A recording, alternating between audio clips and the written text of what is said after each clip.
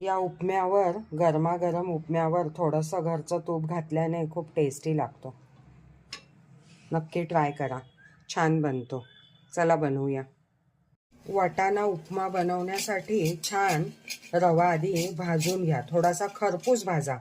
कढई गरम करा आणि अगदी 1 चमचाच तेल आधी घाला राई तडतडवण्यासाठी. तेल गरम झालं की राई घाला.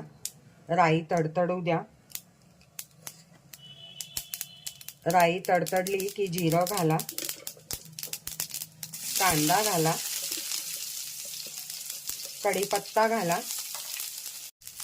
2 हिरव्या मिरच्या बारीक चिरून घाला.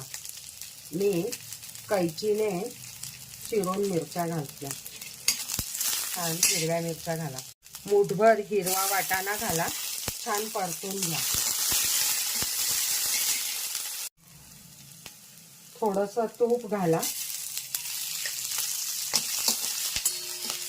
म्हणजे वाटाणा छान शिजेल. वाटाण्यावरच थोडेसे काजू मनुके घाला.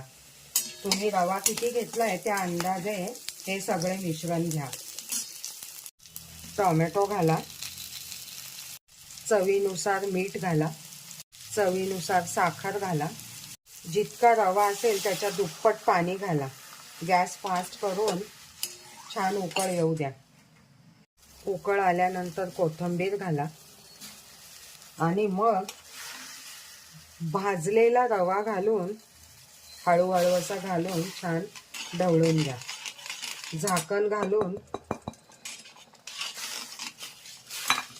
10 मिनिटासाठी बारीक गॅसवर शिजू द्या. छान उपम्याला 2 वाफा घ्या. गॅस बंद केलाय. छान असा उपमा तुमचा शिजून तयार आहे. हे बघा, मस्त वाफाळलेला उपमा तयार आहे. अगदी छान लागतो, टेस्टी लागतो. काहीच वेगळं करण्याची गरज नाहीये.